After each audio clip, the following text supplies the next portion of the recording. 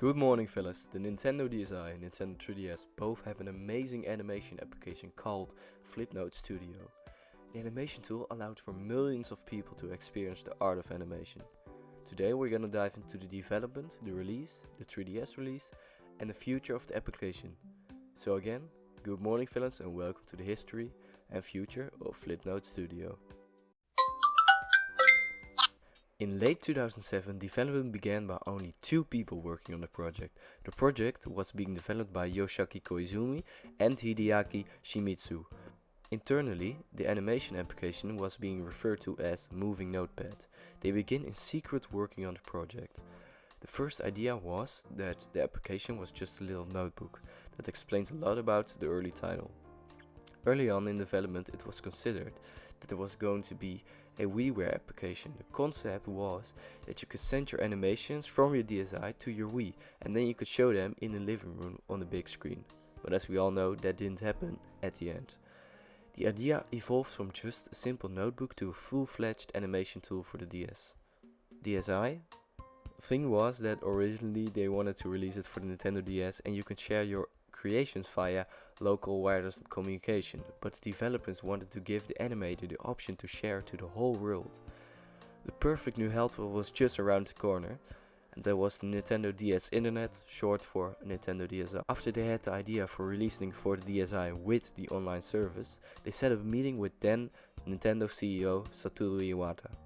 Iwata feared that Flipnote online service, Hatena service, wasn't going to launch until late 2009. In the fall of 2008, development began on Flipnote Hatena. After just 3 days, they already had their first working prototype. After 3 months of work, Junya Kondo of the company Hatena presents the announcement of Flipnote Hatena.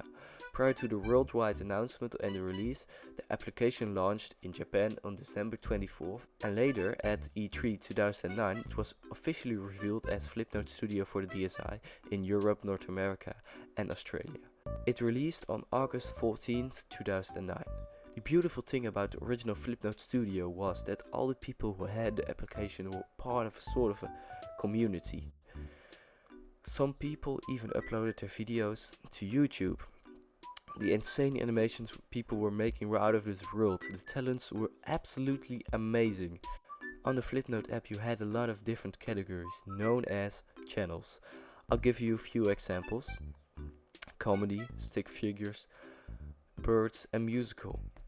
In Flipnote Hatena you could rate an animation with a whole lot of different stars. Red, blue, green, purple, name all of them. Some were more valuable than others. Prior to the release of the next version of the animation tool, the Flipnote Hatena service was going to close, but the community didn't like that at all. They were calling Nintendo and protesting against it.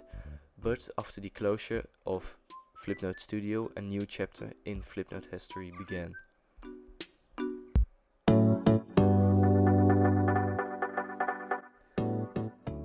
On March 13, 2013, in a Nintendo Direct Mini, there was a full explanation video how the sequel to the first application was going to work.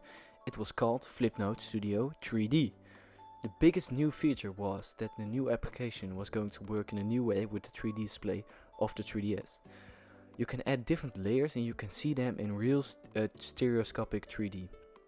You could really animate in color. In the first version that was very limited. And an extra feature was going to be that you could share your Flipnotes a lot easier because you could export it to different types of files. Of course, all the online and local wireless sharing was included in the Japanese version of the app, but something changed after 2013. The Flipnote Studio 3D released in Japan on July 24th, 2013, but much later in February 2015 the application launched in the Americas, and in 2016 launched in Australia and Europe. The big thing that went wrong was that the animation application didn't have any online capabilities. There was a big bummer for all the Flipnote fans who've waited 1.5 to even 2.5 years in Europe and Australia. However, there were workarounds. There was a fan service named the Cairo Gallery that you could view anyone's Flipnote and upload your own Flipnotes. A lot of fans of the game have moved on by the time I'm explaining about Flipnote.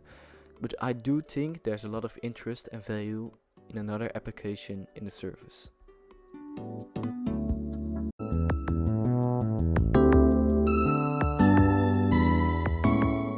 Alright, let's talk future of the Flipnote Studio application. After the Nintendo Switch launched in March of 2017, Nintendo began to slowly move away from the Nintendo 3DS to the Nintendo Switch. This new console had a touchscreen display, and there could be technically a Switch version of Flipnote Studio. In March of 2020 there was a leak of Flipnote Switch version.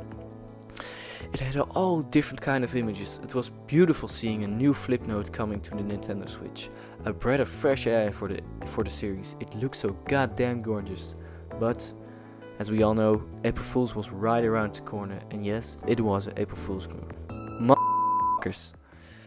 At the time when the leak was around, it went like crazy viral. That shows that a lot of Switch owners wanted another Flipnote Studio. I personally really hope that Nintendo saw that and did something with Flipnote.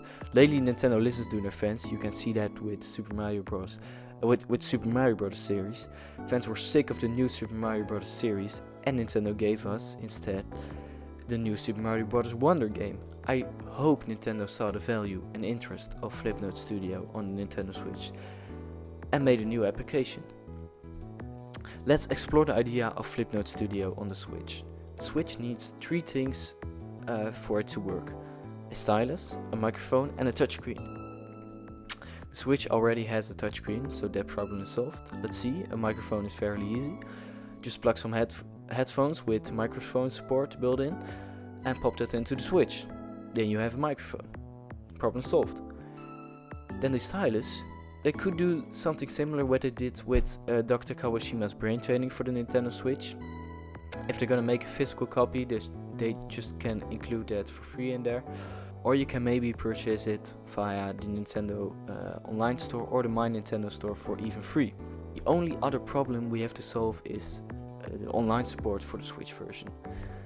Just do the same thing as on YouTube. Have guidelines, have moderators, can and can't draw on and animate on the platform. I think there's a greater chance than many people think that the game is coming to the Nintendo Switch. As I mentioned earlier, Dr. Kawashima's brain training also came to the Nintendo Switch.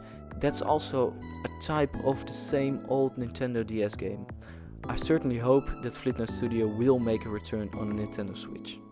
Alright, that was it for the episode. Share this video if you also want Flipnote back, and I'll catch you guys in the next one. Good night, fellas.